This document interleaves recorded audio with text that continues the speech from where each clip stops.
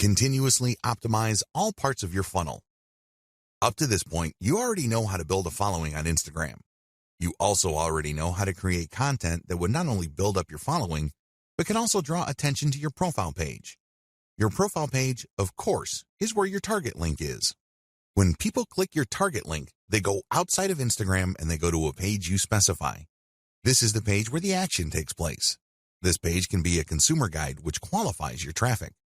People can then click through to a page that's deeper inside your website. Ultimately, they can click on a link to go to the squeeze page for your mailing list. This is the page that recruits people to join your mailing list. You can also promote a sales page using these internal pages. There are just so many ways you can go with this. But regardless of how you plan to convert free or paid traffic on Instagram into paying customers, you need to optimize all parts of this funnel. The funnel starts with your content on Instagram. It gets narrower when people click through to your profile page. From there, it goes to a page on your website. From there, it can either go to an internal page or to a sales page or a squeeze page. Whatever the case may be, you need a very broad top for your funnel, and each smaller part of your funnel needs to be as broad as possible. Why? The more people you have coming in, the higher the total number of people you can convert if you set up your funnel right. And here comes the bad news. It's one thing to say that you're going to have to optimize all parts of your sales funnel. It's another to actually succeed doing them. You see, the biggest challenge here is random optimization. When people get the idea that they need to optimize their sales funnel, they basically would come up with a completely new funnel. They would come up with completely new ads. They would mix and match. And sometimes they succeed, but most of the time, they don't really come up with much of an improvement. Why? They're doing it in a random way. Make no mistake, random optimization is usually a waste of time. It really is. Even on the off chance that you were able to make certain random changes and all of a sudden your funnel converts at a higher rate, you're still in the dark. Why? You don't know which part of your funnel accounts for the improvement.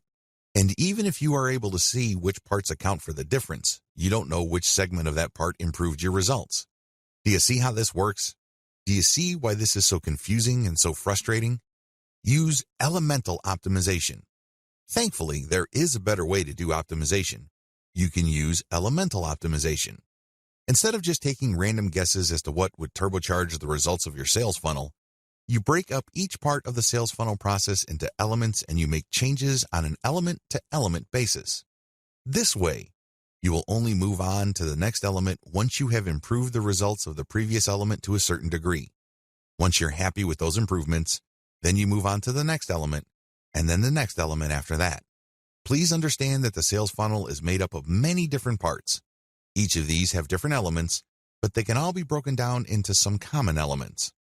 The sales funnel, of course, involves the photos that you use on Instagram, your profile page, your consumer article or landing page article, and then your internal pages. Each of these have to be optimized, and each of these have separate elements within them. For this video, I'm just going to focus on the elements that can be found on Instagram. You can use the same element-by-element analysis to optimize your squeeze page, your consumer guide page, and other elements on your own website. But as far as this training is concerned, we're just going to focus on the elements found on Instagram. Key elements to keep in mind. When optimizing, here are the elements that you should focus on. Profile URL. This is the profile page that you have on Instagram. You can change the picture, you can change the description, but just make sure that when you make changes, you go element by element. This means you can swap out pictures until you get a nice improvement.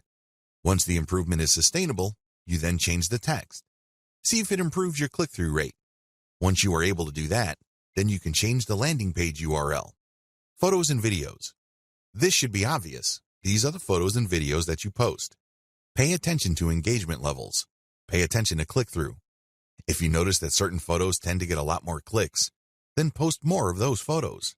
Keep posting similar photos until you can reach a sustainable high level of click-throughs. Hashtags. Keep switching around hashtags to see if there is any marked improvement in your click-through and your conversions. After you've reversed engineered your competitors, you should have a starting point. But don't end there. Keep playing around with the hashtags, customize the hashtags, and research related hashtags to see if you can get better results. Description. This is the text that you post along with your photos or videos. Post the same picture but play around with different descriptions. See if these different calls to action lead to greater click-throughs and eventually greater conversions. Posting time. If you're using software to post on Instagram, take note of when your content is posted. Pay attention to when most of your engagement takes place. Try to line up your posting time with engagement levels to optimize the effectiveness of your content. What to look for. When optimizing, you should look for the following. These indicate success. Look for increased click-through rate, increased dwell time, deeper clicks inside your website, and better conversion rates. Of course, we all know that at the end of the day, conversion is what matters the most. In fact, it's the only thing that matters. How come? Conversions puts dollars in your pockets and nothing else. However, to get there, you have to increase click-through rates. You also have to see if the page that you are presenting to people you draw from Instagram holds their attention for a longer time. You can keep optimizing that page to maximize dwell time. Also, pay attention to your initial content on your own website to see if you can optimize it so you can get deeper clicks. The more internal pages, the more the person views, the more interested that person is in whatever it is you have to offer. Ultimately, if you take care of these in an element-by-element basis, you can increase conversion rates.